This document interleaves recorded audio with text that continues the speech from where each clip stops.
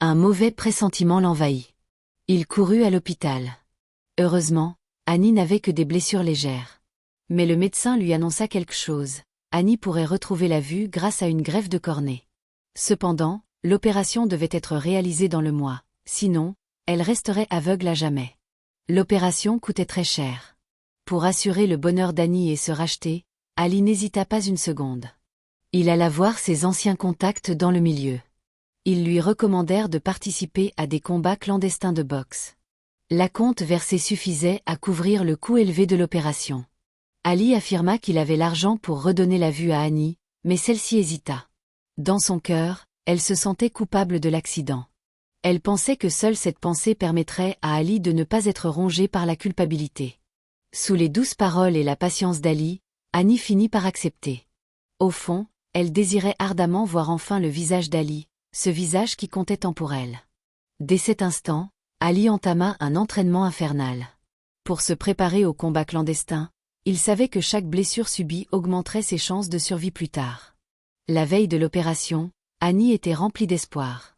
Elle s'imaginait retrouver la vue, revoir Ali au bord du lac, cet homme à l'allure rude mais au cœur tendre, qu'il avait tant aimé.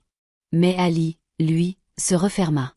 Il avait peur de ne plus jamais pouvoir être à ses côtés. Alors, tel un enfant, il se blottit contre elle. Juste avant l'entrée en salle d'opération, ils se dirent au revoir à contre-cœur, les larmes aux yeux. Mais le baiser qu'Annie lui lança dans les airs fut en réalité le début d'une tragédie. Ali, sous une fausse identité, partit seul pour un combat clandestin en Bulgarie. Ce duel de vie ou de mort avait lieu dans une arène souterraine sombre et humide, sans aucune règle ni pitié, seulement de la cruauté et du sang. Son adversaire était un combattant redoutable, invaincu après de nombreux combats. Mais Ali ne montra aucun signe de peur. Il savait que, quoi qu'il advienne, il avait déjà offert la lumière à Annie. Mais face à une force écrasante, les efforts d'Ali semblaient dérisoires. Son ennemi l'attaquait sans relâche, le laissant sans défense. La foule, elle, exultait. Alors que sa vision se brouillait et que son corps s'effondrait, il vit le sourire d'Annie, éclatant comme un rayon de soleil au bord du lac. Cette image ralluma une flamme dans son cœur. Il ne pouvait pas tomber. Pas maintenant. Pas pour elle. Ali rugit et contre-attaqua comme une bête sauvage, jusqu'à finalement remporter le combat. Juste après, alors qu'il s'apprêtait à appeler pour savoir si l'opération d'Annie avait réussi, une voiture le heurta de plein fouet. Avant qu'il n'ait le temps de réagir, un homme planta une lame dans son corps. Sa victoire avait fait perdre beaucoup d'argent à des parieurs malveillants. Ils l'agressèrent et volèrent l'argent qu'il venait de gagner. Il avait promis à Annie d'être à ses côtés dès la fin de son opération. Mais cette fois, il ne pourrait pas tenir parole. De son côté, l'opération d'Annie fut un succès. Mais elle n'éprouva aucune joie, car l'homme le plus important de sa vie avait disparu, comme s'il n'avait jamais existé. Peu de temps après, la maison qu'ils occupaient fut également saisie. Parti. Cette petite demeure contenait tant de souvenirs. Chaque instant se rejouait dans sa mémoire. Leur complicité au bord du lac. Ali qui lui préparait soigneusement le petit déjeuner. Les films regardés ensemble sur le canapé. Et tous ces moments simples mais pleins d'amour. Chacun de ces souvenirs brillait comme une étoile dans son cœur, rendant sa solitude encore plus poignante.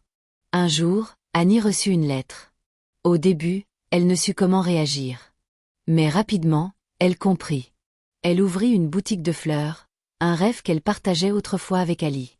Elle l'attendait toujours, refusant tous les prétendants. Elle croyait dur comme fer qu'un jour, elle le reverrait. Lorsqu'elle avait du temps libre, Annie faisait du bénévolat à l'hôpital. Un jour, alors qu'elle massait un vieil homme, une voix familière se fit entendre dans la pièce voisine. C'était Ali.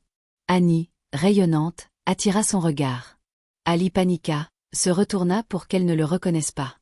Il ne dit rien, rongé par la culpabilité. Il ne s'attendait pas à réapparaître devant elle dans un tel état. Alors qu'elle massait son dos, elle ressentit une sensation familière. Ce dos, c'était celui d'Ali. Un doute naquit en elle. Elle regarda discrètement le nom inscrit à la tête du lit. Ce n'était pas celui de son ancien compagnon. Elle pensa que son esprit lui jouait des tours, à force de l'avoir tant imaginé. Mais les yeux d'Ali étaient déjà remplis de larmes. Après son départ, il ne put plus contenir ses émotions. Ses poings serrés se desserrèrent. Les larmes coulèrent. Quelques jours plus tard, son état s'étant amélioré, Ali décida de quitter la ville. Avant de partir, il se rendit à la boutique de fleurs d'Annie pendant son absence. Il y acheta un bouquet, et emporta discrètement la petite tortue qu'ils avaient autrefois élevée ensemble. Mais alors qu'il sortait, un chien s'échappa et le fit tomber. Alors qu'il s'apprêtait à s'en aller, Annie l'appela soudainement. Ali resta silencieux et s'éloigna rapidement. Elle le rappela, encore et encore, le regard plein de tristesse et de désir, comme si elle voulait tout lui dire. Mais elle ne comprenait pas le poids qu'il portait. Rien n'est plus douloureux que d'aimer sans pouvoir se reconnaître. Ils étaient si proches, et pourtant si loin. Ali s'éloigna, les larmes aux yeux. Quand Annie retourna à la boutique, elle vit aussitôt que la tortue avait disparu. Elle interrogea la vendeuse. « Dami, qu'est-ce que tu… » Puis elle comprit. Elle sortit en courant, suivant la direction qu'Ali avait prise. Elle se maudit de ne pas l'avoir reconnue plus tôt. Elle voulait lui dire. Même si le monde est plongé dans l'obscurité, tant qu'on est ensemble, cela suffit. Mais dans les rues, il n'y avait plus trace de lui. Elle s'effondra contre un mur, en larmes, brisée. Le monde semblait s'écrouler. Soudain, elle se rappela le lac, l'endroit de leur promesse. Ali s'y trouvait, relâchant la tortue dans l'eau, un adieu à son passé. Alors qu'il s'apprêtait à partir, il sentit une présence derrière lui. C'était Annie. Elle l'avait reconnue.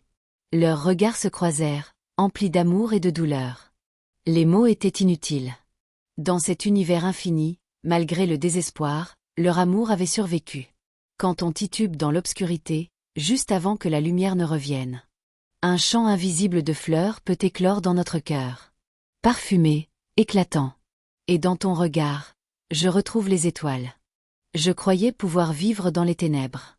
Mais quand on a vu le soleil, comment oublier la lumière? Merci de m'avoir trouvé dans mon moment le plus sombre. Et de m'avoir redonné chaleur et espoir. Fin.